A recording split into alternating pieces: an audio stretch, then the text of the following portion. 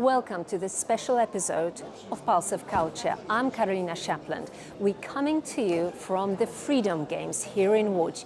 And with me is Zuzanna Michalczyk, a queer rapper. Zuzanna, Zuzia, thank you so much for coming and talking to us. Thank you, I can. So Zuzia, if I can say that, what are you as a queer rapper doing here in this what feels like a very liberal boomer bubble? I was asked to give a speech, to be in a panel here, and I said that's a great opportunity. I thought that because there are a lot of liberal people. I consider myself as a leftist, so I think that's cool. It's a space I can give some of my opinion to the public, so I thought it's a great opportunity to do so. So you're basically educating liberals on what is queer culture in Poland? I don't know if I could say that. I'm, of course, a part of the queer culture here in Poland, and if anybody wants to get to know it more, a little bit better, I'm here to talk to them. So what are the biggest challenges facing the queer segment of the population, especially those people who are creating a queer culture? I think that here in Poland it's very okay to create. It's a good space to create, especially in the big cities. It's very open. There are a lot of places you can perform in, a lot of places you can create in, and a lot of people that can create with you. Maybe it's a little bit worse in the smaller villages, etc. But it's okay. I think that the most challenging thing for everyone, not especially artists, is regulations. It's the way that the government treats us from a very long time. Any government? This government, the past government? The past, especially the past government. But right now, I'm very young, so that's not the, I didn't know every government that was regulating. I'm interested in politics since not that long, but I already lost a bit of hope that we can achieve a big thing here, like gay marriages, etc. So that's something I was meaning to ask. Are you hoping that this government will sign a bill that will allow civil partnership? I hope so, but I don't see that coming. Unfortunately, I have big hopes to do so because I see every other country, not every, but many countries, even the more conservative ones, doing so. But I can say at least vital, like not every, but a lot of conservative people accept gay marriages because it's a marriage, okay? It's a very conservative thing to do, but I don't see it coming here, unfortunately. So why not, do you think? Why Poland, given the fact that at least in the big cities there is a big acceptance for queer culture, why still not allowing people of the same gender to express their love publicly? If I knew, that would be genius, really, because in the culture I see very much of acceptance. It's very okay to be gay, to be queer, to be transgender. It's very okay. I know a lot of people. I live in I'm in a bubble, information bubble, cultural bubble. I don't know if I say it right, but I have a lot of friends and people I know. A lot of them are tolerant, a lot of them are queer. So even our parents are okay, more okay than they were. Grandparents, I see a lot of people being very tolerant and being allies. So I don't know, also the culture is very popular, the queer culture is going mainstream more and more, so I don't know why the politics don't come with it. I think there's something in the politics that block that, I don't know why. And do you think that part of it is a bit performative, especially in the big cities, that this acceptance, this new wave, because obviously I'm of an age when I still remember the beginning of queer culture in Poland when it became more visible in social spaces in the 90s. Now, I think any visitor to Warsaw will be amazingly surprised how open the queer culture is in the capital. But do you think part of it is that sort of a Polish chasing of what's the latest. You know, I look at some of the boys sipping their lattes in Plac Zbawiciela, thinking, are they really queer, or are they just, you know, are they just faking it? That's a part of queer culture going mainstream. Like the queer baiting, painting your nails even if you're a straight man, it's a sign of this culture going mainstream, and it's a good sign. I wouldn't say that queer baiting is a good thing to do, but going mainstream is being more visible and being more accepted. So if people want to copy us, that means we are cool. That means we are accepted. So it's what we are fighting for, and we were fighting for it. Not me, my, I don't know, older colleagues. They were fighting for it, and they probably were praying for it. So I think that's a good thing.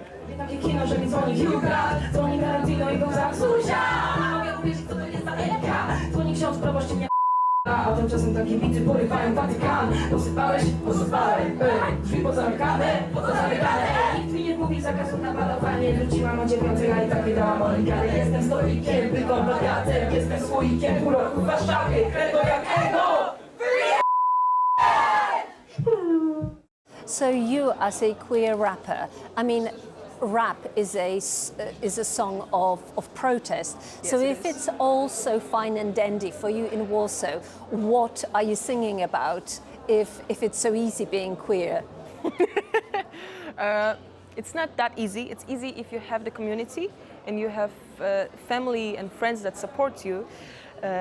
That's easier than it could be if I didn't have it. So it's very okay. I'm also bisexual, so I have a boyfriend. So it's I'm not that controversial. If I was a transgender person, it's a controversy. It's a controversy all the time. Wherever you go, it's a controversy. Except for the safe spaces, you know. I'm like masking a bit.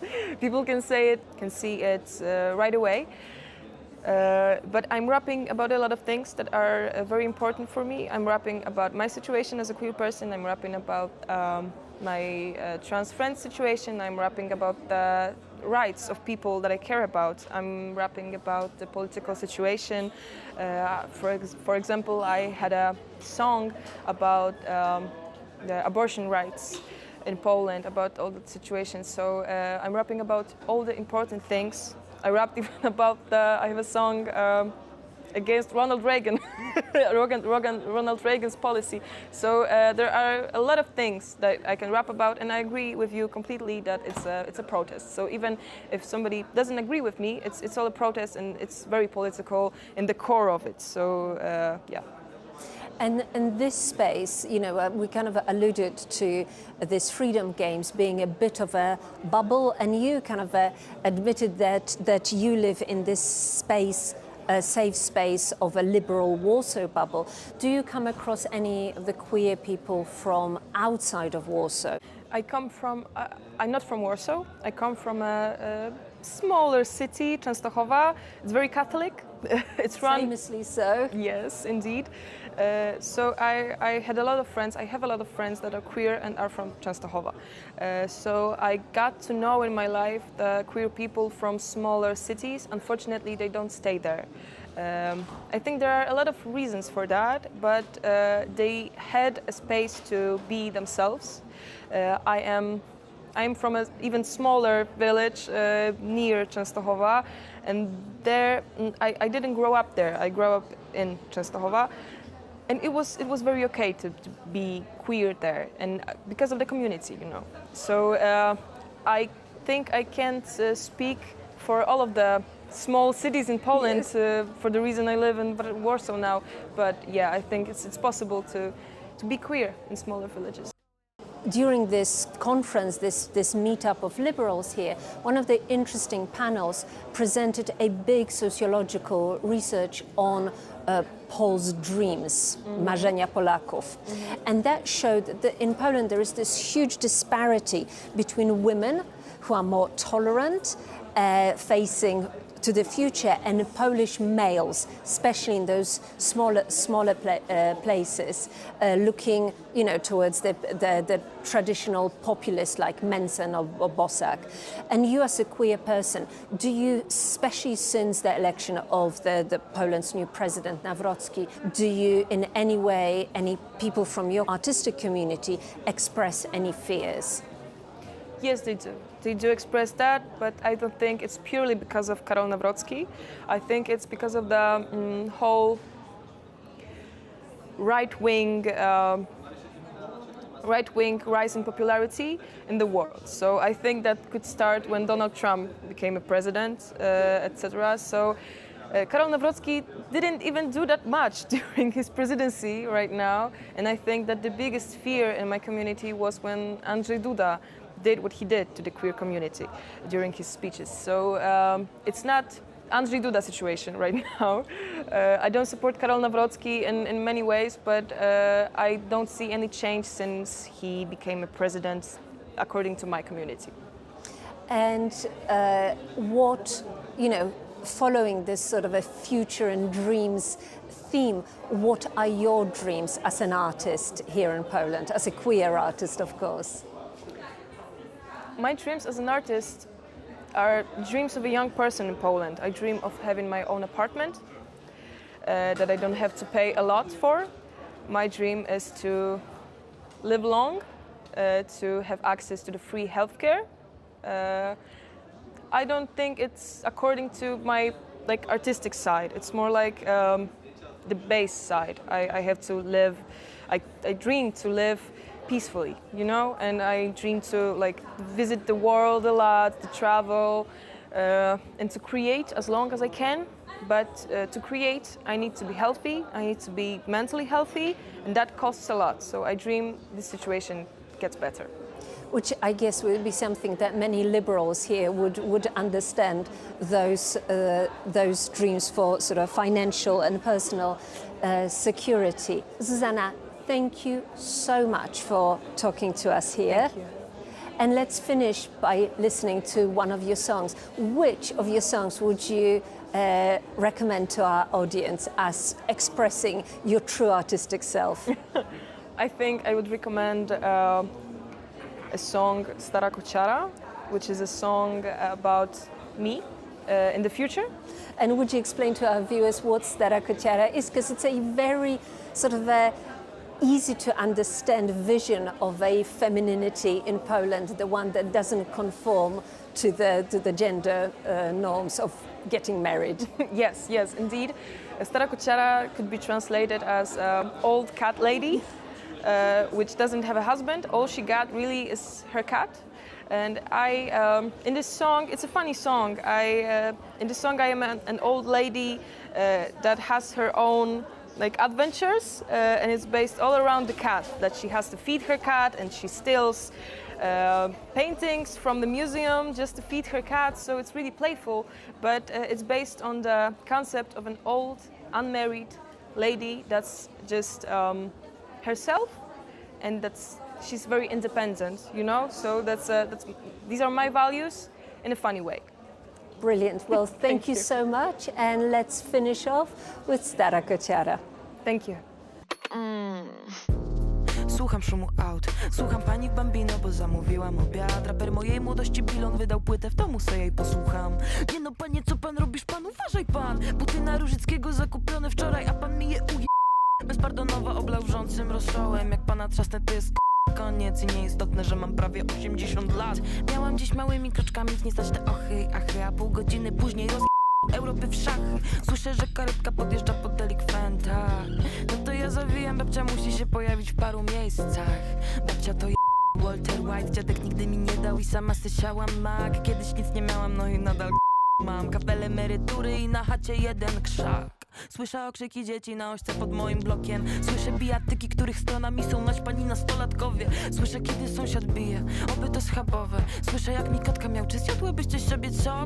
Cię obchodzi, że w tym domu money doesn't talk. Ja mogę być na głodzie, ale kot zawsze pstrąg. Zuzanna Michalczyk, thank you so much. Thank you. And this was Pulse of Culture, and I'm Karolina Shapland.